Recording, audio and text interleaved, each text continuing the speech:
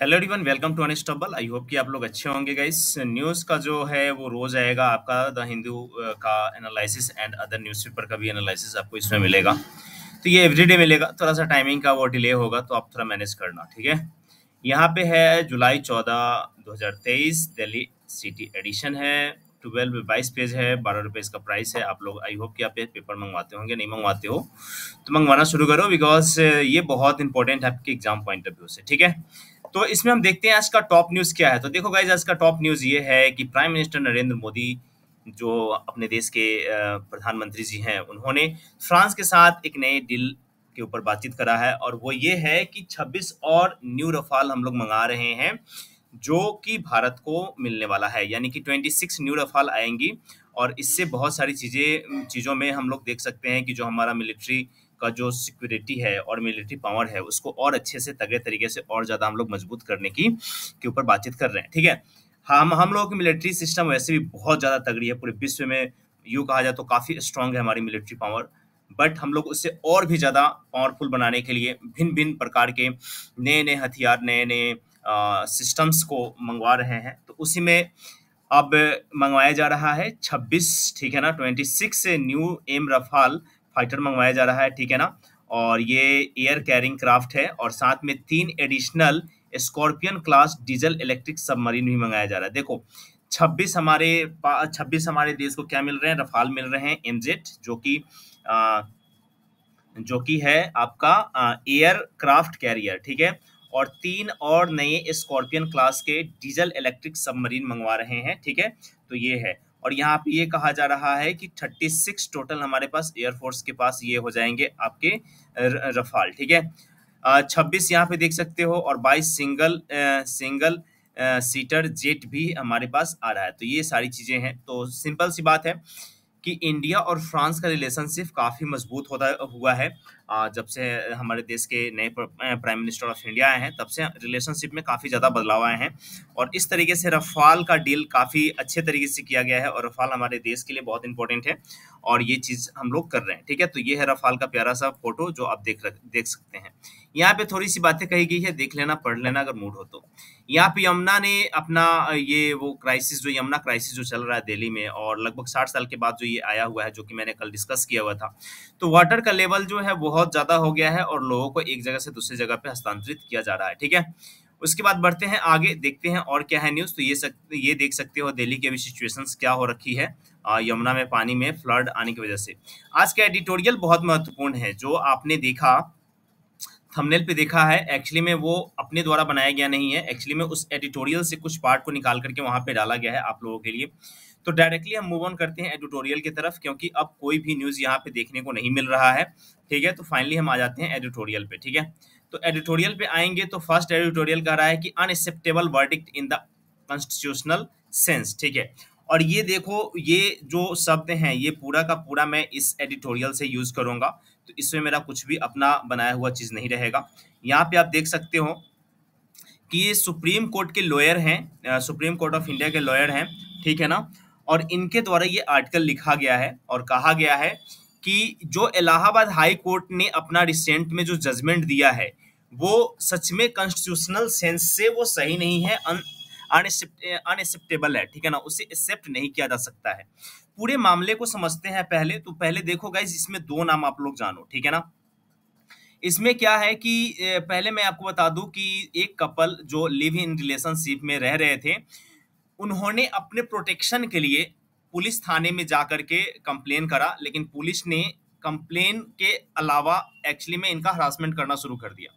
इन्होंने कहा कि देखो, ये एक जगह पे अपना रूम लेकर के किराए पे रह रहे थे 2 कपल, ठीक है। और इन्होंने क्या करा कि एक वहाँ की जो लोग हैं वो इनको प्रॉब्लम कर रहे थे, तो इन लोगों ने प्रोटेक्शन मांगा। लेकिन पुलिस इनका हरासमेंट करना शुरू कर दी और जिस वजह से ये मुद्दा बन गया, और जो कि काफ़ी तेज मुद्दा बन गया है। इसमें Kiran Rawat versus state of UP है। और इसमें ये कहा गया है कि जो हम लोगों का जो पर्सनल राइट होता है, जैसे कि जो फंडामेंटल राइट है, और सुप्रीम कोर्ट ऑफ इंडिया ने बहुत सारे ऐसे जजमेंट है जिसमें ये कहा है कि लिव इन रिलेशनशिप में अगर कोई व्यक्ति अपने कंसेंट से रह रहा है और वो अगर अगर वो मैच्योर है, एडल्ट है, तो वो अपने मर्जी से रह सकता है और कोई भी व्यक्ति उससे हरास नहीं कर सकता है, या कोई भी कानूनन तौर से उसको हरासमेंट नहीं किया जा सकता है। इवन पुलिस भी उसको हरास नहीं कर सकती है। लेकिन इसमें कुछ अजीबो-गरीब हो गया कि 30 साल का, यहाँ पे देख सकते हो दोनों की एज 30 साल है। यहाँ पे मुस्लिम मैन है और वुमेन है हिंदू, ठीक है ना? तो एक हिंदू महिला और एक मुस्लिम मुस्लिम आदमी दोनों साथ में रह रहे थे, और साथ में रह रहे थे, तो वहाँ पे बहुत लोगों ने इनको प्रॉब्लम क्रिएट करना शुरू किया। तो इन लोगों ने फाइनली ये पुलिस में कंप्लेन करा, तो पुलिस ऑलरेडी इनका हरासमेंट करने लगी, और जिसकी वजह से ये पूरा मुद्दा बन गया Kiran Rawat versus state of UP. और इसमें हाई कोर्ट ने अपने जजमेंट में, जो इलाहाबाद हाई कोर्ट है, इन्होंने अपने जजमेंट में कुछ ऐसे अजीबो-गरीब बातें कही है कि देखो, ये जो रिलेशनशिप है, लिव इन रिलेशनशिप है, ये आपका सोशल प्रॉब्लम है, ठीक है ना? ये सामाजिक प्रॉब्लम है, इसको प्रॉब्लम का नाम दे दिया गया है कि सामाजिक प्रॉब्लम है, और इन्होंने इस चीज को एक्सेप्ट नहीं करा, ठीक है? और इसको एक्सेप्ट नहीं करा, और इस जजमेंट में भी कुछ अजीबोगरीब जजमेंट सुनाया गया, जो कि जो सुप्रीम कोर्ट ऑफ इंडिया है, उनके तमाम जजमेंट के ये अगेंस्ट जाता है, ठीक है ना? क्योंकि सुप्रीम कोर्ट ऑफ इंडिया में कहा गया है कि एक आर्टिकल है, मैं आपको वो आर्टिकल बताता हूं। उस आर्टिकल के according supreme court of India का जजमेंट देश के प्रत्येक कोर्ट में वो लागू होता है, ठीक है ना? वो लागू होता है। यहाँ पे वो आर्टिकल होना चाहिए। 1 सेकेंड गाइस, मैंने कहाँ गया वो आर्टिकल भाई? तो चलो, वो लागू होता है, लेकिन उससे भी लागू नहीं किया गया, और अपना एक अलग जजमेंट सुनाया गया। जजमेंट के अंदर बहुत सारी बातें कही गई है, ठीक है? उसी में एक जगह पे बातें कही गई है, जो कि जो आपका मोहम्मदन लॉ जो होता है, ठीक है ना? यही वजह है कि यूनिवर्सल लॉज को लाना बहुत ज्यादा जरूरी है, क्योंकि हर रिलीजन के अनुसार अलग अलग लॉज चेंज होते रहते हैं, और उसका मायने भी अलग अलग होते रहता है।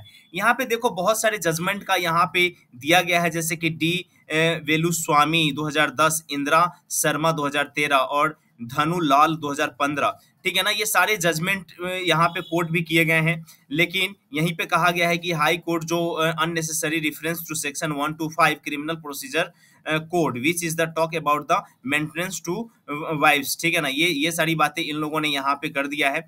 और यहाँ पे देखो, ये कहता है, हाई कोर्ट में ये कहा गया कि देखो, जो एक्स्ट्रा यहाँ पे जो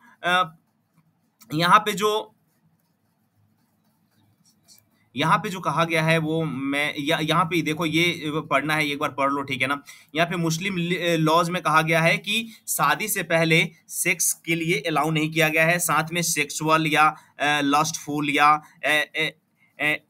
इफेक्शन वाला काम आप नहीं कर सकते हो, ठीक है ना? प्रायर टू मैरिज आर हराम, ठीक है ना? मतलब कि शादी से पहले ये सारी चीजें अगर कोई करता है तो ये हराम है, जैसे कि किस करना हो गया, सेक्सुअल वर्क करना हो गया, ठीक है ना? तो आप समझ पा रहे हो ना मैं क्या कहना चाह रहा हूँ? वो सारी चीजें जो भी है, वो सारी चीजें आप नहीं कर सकते हो, मुस्लिम लॉज के अकॉर्डिंग हराम है, ठीक है? लेकिन सवाल यह है कि भारत का जो लॉज है, वो सभी पे लागू होता है, वो सबको अलाउ करता है कि आप अपने कंसेंट से कहीं भी रह सकते हैं, अगर आप एडल्ट है तो। लेकिन यहाँ पे लिव इन रिलेशनशिप में ये लोग रह रहे थे, इनके साथ बहुत ज्यादा प्रॉब्लम क्रिएट किया गया है, और साथ में ये सारी मुद्दे को उठाया गया है, ठीक है ना? वहीं पे सुप्रीम कोर्ट ऑफ इंडिया में यहाँ पे बहुत सारे जजमेंट के बारे में कहा जा रहा है कि Joseph Sinha versus union of India 2018 में जो जजमेंट आया था, उसमें डीक्रिमिनलाइज कर दिया गया था एडल्ट्री को। जब डीक्रिमिनलाइज कर दिया गया एडल्ट्री को, तो भैया ऐसे भी आप उसको किसी केस के दायरे में नहीं रख सकते हो, ठीक है ना?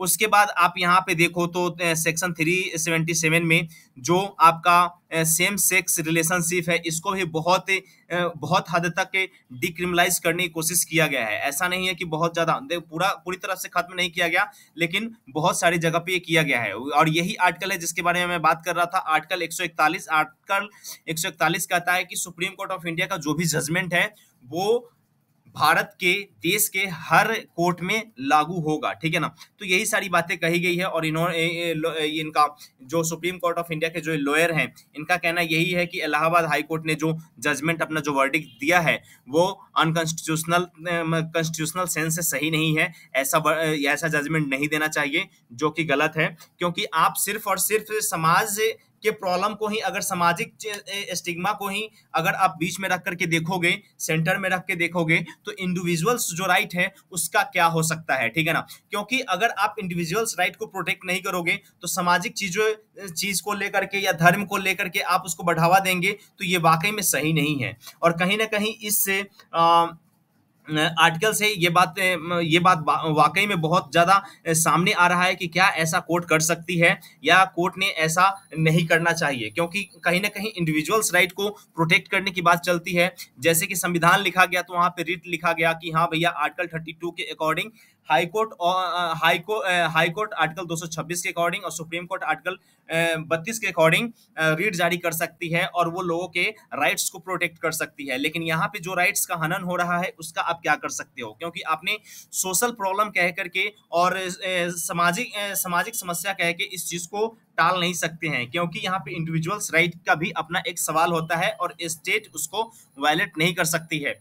अगर वहीं पे पुलिस क्या है, पुलिस एक स्टेट है और पुलिस अगर इस तरीके का काम कर रही है तो आपको पुलिस के अगेंस्ट आपको एक्शन लेना चाहिए था, ना कि ये लिव इन रिलेशनशिप में रह रहे थे तो इनके खिलाफ एक्शन लेना चाहिए था। तो एक बार इस इंटायर कंसेप्ट को पढ़ लेना, कुछ और पॉइंट्स आपको मिल जाएंगी। और आपको क्या लगता है कि ये सच में सामाजिक प्रॉब्लम है या ये सामाजिक प्रॉब्लम नहीं है, ये अपने कंसेंट से अगर कोई व्यक्ति रह रहा है तो वो सही है, ठीक है ना। तो ये सारी चीजें आप एक बार पढ़ना और आपके अकॉर्डिंग क्या लगता है वो जरूर बताना। आगे बढ़ते हैं, अगला हम देखते हैं न्यूज क्या है।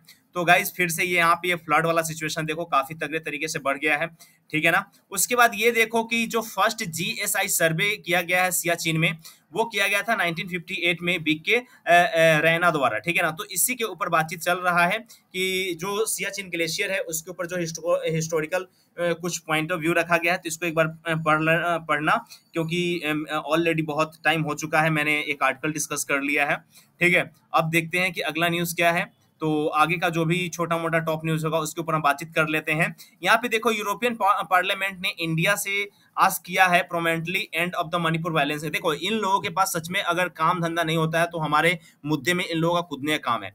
जैसे कि हम लोग कहते हैं कि भैया इंडिया सॉवरेन कंट्री है, जब इंडिया सॉवरेन कंट्री है तो बेटा तू कुछ भी कर ले, कोई भी जान लगा ले, तेरी बात तो मैं ना मानने वाला, समझ रहे हैं ना।